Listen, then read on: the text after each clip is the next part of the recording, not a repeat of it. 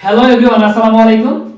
আজকের এই ভিডিওতে আমি আপনাদেরকে দেখাতে চলেছি কিভাবে সকল প্রকার ইনডিফিনিট টেন্স দিয়ে আপনারা প্রশ্ন মেকিং করবেন, প্রশ্ন তৈরি করবেন, হাজার হাজার প্রশ্ন মানুষকে জিজ্ঞাসা করার পদ্ধতিটা শিখবেন। তো বিগত ক্লাসগুলোতে আমরা আপনাদেরকে দেখিয়েছি কিভাবে সকল প্রকার ইনডিফিনিট টেন্সগুলো দিয়ে আপনারা হ্যাঁ বোধক বাক্য তৈরি করবেন আর না বোধক বাক্য তৈরি করবেন। আজকে আপনাদেরকে দেখাবো কিভাবে আপনারা প্রশ্ন তৈরি করবেন, কিভাবে অন্যকে প্রশ্ন করবেন, প্রশ্ন করার তৈরি করার পদ্ধতিটা শিখবেন। যেমন আমরা জানি যে মানুষ মূলত চার ভাবে কথা বলে: হ্যাঁ বোধক, না বোধক, প্রশ্নবোধক আর প্রশ্নবোধক না বোধক। যেমন আমরা বিগত ক্লাসগুলোতে আমরা শিখেছি হ্যাঁ বোধক সেন্টেন্স, না বোধক সেন্টেন্স।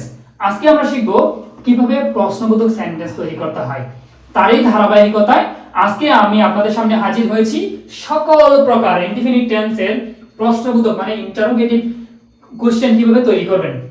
বিকজ অফ দিস আজকের এই ক্লাসটি যদি দেখেন আপনাদের কোনো প্রশ্ন তৈরি করতে কোনো সমস্যা হবে না। যেমন আমরা দৈনন্দিন জীবনে তিন ভাবে কথা বলি। আমরা জানি কি টেন্স মূলত তিন প্রকার। প্রথমত তিন প্রকার: প্রেজেন্ট বর্তমান, পাস্ট অতীত, ফিউচার ভবিষ্যৎ। ঠিক তাই আজকে present indefinite, past indefinite, future indefinite টেন্সে কিভাবে প্রশ্ন তৈরি করবেন তাই এক ভিডিওতে অল্প সময়ের মধ্যে সেটা খুব সহজে আপনাদেরকে শিখিয়ে দেব। তার জন্য দেখেন আমি এখানে লিখেছি ডু অথবা ডাস, ডিড, উইল। তারপর আমি সাজিয়েছি সকল প্রকার সাবজেক্টগুলো। তারপর আমি দিয়েছি ভার্বের বেস ফর্ম মানে ভার্বের প্রেজেন্ট ফর্ম। এখন দেখেন আমরা প্রশ্ন তৈরি করতে হলে আমাদেরকে প্রথমে দেখতে হবে বর্তমান মানে প্রেজেন্ট ইনডিফিনিট টেন্সে যদি আমরা প্রশ্ন তৈরি করতে পারি, প্রশ্ন তৈরি করি, তখন হবে ডু আই বয়কট, আমি কি বয়কট করি। বয়কট মানে হচ্ছে বর্জন করা। আমি কি বর্জন করি। যদি বলি যে আমি বর্জন করি, আই বয়কট। আমি বর্জন করি না, আই ডোন্ট বয়কট। তারপরে প্রশ্ন করলে আমি কি বয়কট করি, ডু আই বয়কট। আমি কি বর্জন করি না, তুমি কি বর্জন করো না, ডু ইউ বয়কট। আমরা কি বর্জন করি না, ডু উই বয়কট। তারপর দেখেন যদি সাবজেক্ট থার্ড পারসন সিঙ্গুলার হয়, আমিও না আপনিও না, অন্য একজন ব্যক্তি হলে সাবজেক্ট থার্ড পারসন সিঙ্গুলার হলে আমরা জানি কি ডাস হয়। যেমন he third person singular, Rashid third person singular, Nadim third person singular, Sadia third person singular, Nadia third person singular. এই জন্য যখনই বলবেন যে সে কি বয়কট করে, তখন বসবে ডাস, ডু না, তখন বসবে ডাস। আই, ইউ, উই, দে এগুলো হলে ডু বসবে। আর যখনই হি, রাশিদ, নাদিম, সাদিয়া, নাদিয়া কোন কিছু নাম হবে, হি, শীত কোন কিছু নাম হবে, তখন বসবে ডাস। যেমন যদি বলি যে সে কি বয়কট করে, তখন হবে ডাস হি বয়কট। নাদিয়া কি বয়কট করে, ডাস নাদিয়া বয়কট। সাদিয়া কি বয়কট করে, ডাস সাদিয়া বয়কট। সোহেল বয়কট করে, ডাস সোহেল বয়কট। ঠিক তেমনি হবে যেমন ডিড মানে হচ্ছে অতীত। যখনই আমরা কাউকে অতীতের বিষয় সম্পর্কে প্রশ্ন করব, যেমন ধরেন যে আপনার আম্মু আপনাকে বললো যে এই বাজার থেকে কিছু ভেজিটেবলস নিয়ে আসো। তো দুপুরের সময় বললো যে বাজার থেকে ভেজিটেবলস নিয়ে আসো। আসরের সময় আপনাকে প্রশ্ন করলো, এই তুমি কি বাজার থেকে ভেজিটেবলস গুলো এনেছিলে। এই যে অতীতের একটা প্রশ্ন।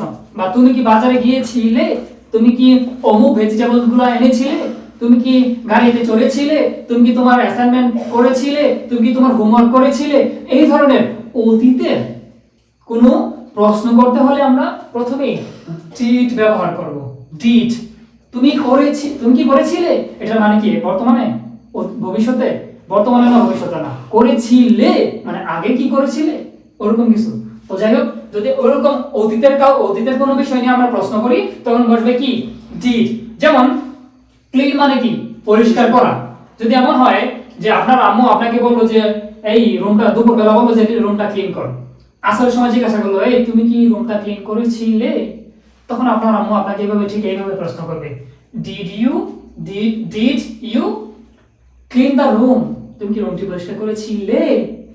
যদি গো মানে কি যাওয়া, ডিড ইউ গো, তুমি কি গিয়েছিলে। ডিড ইউ, যদি বাই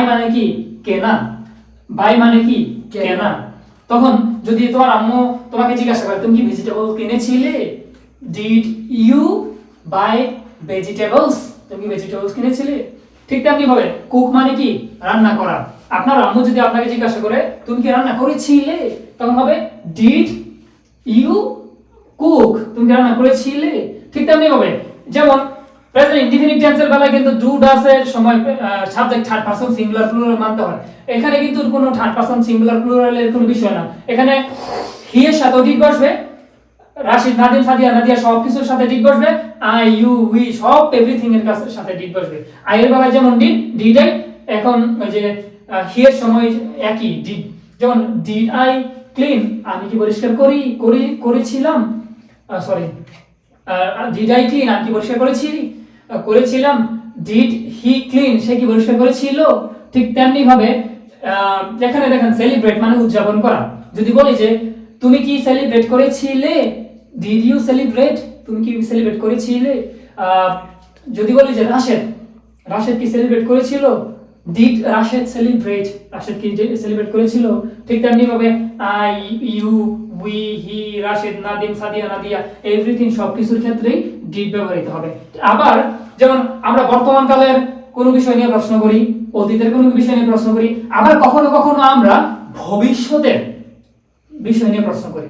ধরেন আমি ডিসাইড করলাম যে আমি তো আপনাকে প্রশ্ন করলাম যে আজকে বিকেলে কি আপনি ঢাকাতে যাবেন, ক্লিয়ার, আজকে কি তুমি ভেজিটেবলস খাবে, আজকে কি তুমি যাবে, আজকে কি তুমি রান্না করবে, আজকে কি তুমি লিখবে, আজকে কি তুমি বিকেলে আমাদের সাথে আড্ডা দিবে।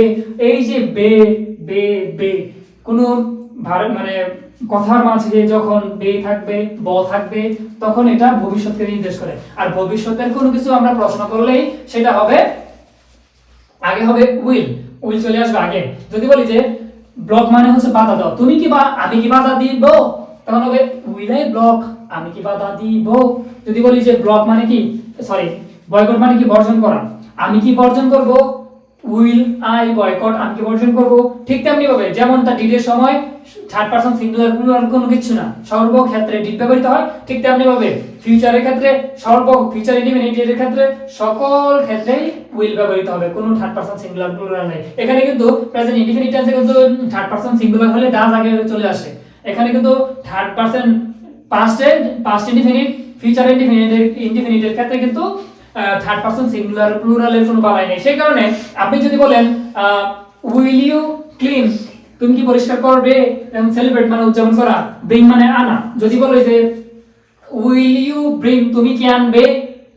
যদি বলতে চাই যে এখানে কনসাল্ট মানে পরামর্শ করা, তুমি কি পরামর্শ করবে, উইল ইউ কনসাল্ট, তুমি কি পরামর্শ করবে। ঠিক তেমনি ভাবে ক্যান্সেল মানে বাতিল করা, উইল ইউ ক্যান্সেল, তুমি কি বাতিল করবে। ঠিক তেমনি ভাবে উইল রাশিদ ক্যান্সেল, রাশিদ কি ক্যান্সেল করবে, উইল নাদিম ক্যান্সেল, নাদিম কি ক্যান্সেল করবে। ঠিক তেমনি ভাবে উইল নাদিয়া ব্লক, নাদিয়া কি বাধা দিবে।